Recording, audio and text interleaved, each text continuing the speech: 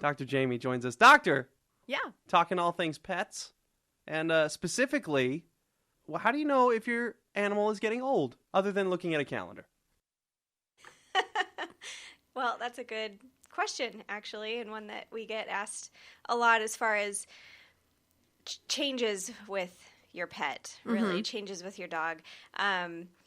Certainly, you know a lot of times when they were born or approximately how old they might be, but as they age, they'll show a lot of different signs to kind of show you that they're getting older. So mobility is a big thing. I wish they could just tell us. You know, if they could talk, it would be a lot easier. Wouldn't it be so much easier? So Yeah. mobility, is that the first thing you think? That's one of the main things that I think that comes up the most is Okay. mobility.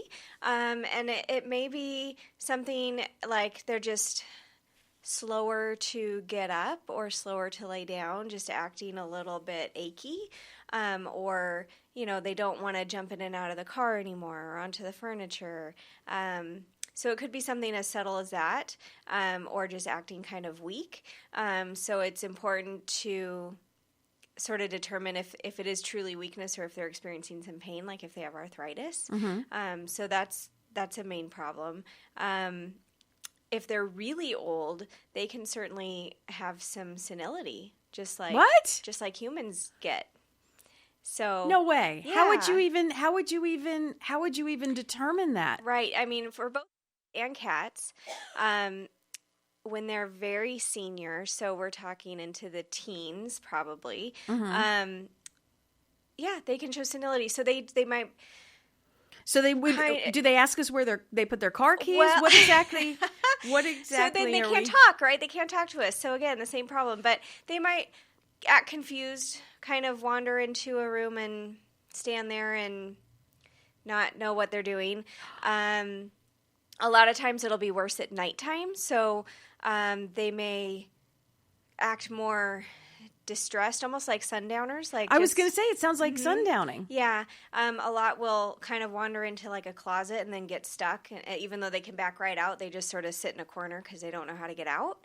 And cats especially will cry a lot at nighttime, like just like a yowl type of howl cry. And that's part of their sort of sundowner's distress. So that's a big thing that we see. And there are some things that we can do about that, but it's important to just come in and be evaluated, What's the first thing that we can do? Other than obviously come to you and you can evaluate. What then? So trying to determine through an exam whether some of their signs is due to pain, like the crying and some of the restlessness, if that's due to pain or if it's truly just senility. So ruling that out. Sometimes if it's worse at nighttime, we can give melatonin at bedtime to help them rest and sleep. That works really well. And then there's some other medications that we can try for some of the issues that may help kind of. It's not going to make it go away completely, but just to kind of minimize it and help keep them comfortable. So those are all things that you can discuss with your vet if that's appropriate.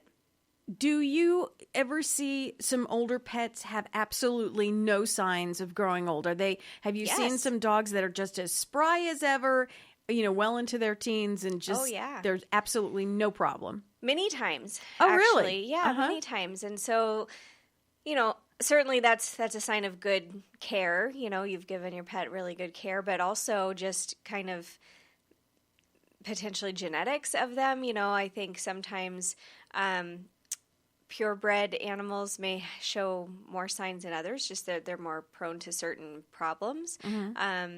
But yeah, lots of times, pets are living much longer than they ever used to. They're more a part of our family, so they're indoors a lot more. I think all of that contributes to them feeling good way longer. Just like, so pets are having longevity, kind of like we are. Remember? Absolutely. Remember and I'm putting these in air quotes, the olden days when, 70, 80 was pretty much lifespan, right? Yes.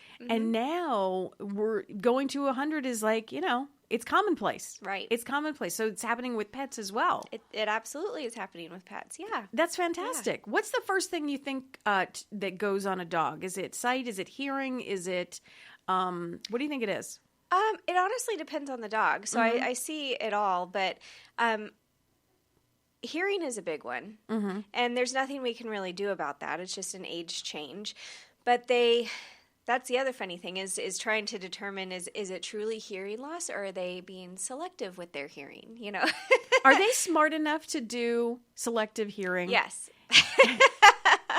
And I know from my own experience, because I have an older pet and he still will hear, you know, a cheese wrapper from the other room or the cookie jar, but he won't hear you call him if he doesn't want you to be, be calling. That's brilliant. I love that. How much, I mean, and you can't be mad. Right. Because that's brilliant. And to have a dog really be able to, decide between the two and decide, right? Yeah. It's amazing. Jaimie Ronchetto from Cinema Vet, always a pleasure having you in studio. We talk about everything that's going on with dogs, cats, and even sometimes we venture into other, I don't like to go into the snake category too much or the rat category, but we do it sometimes. We do.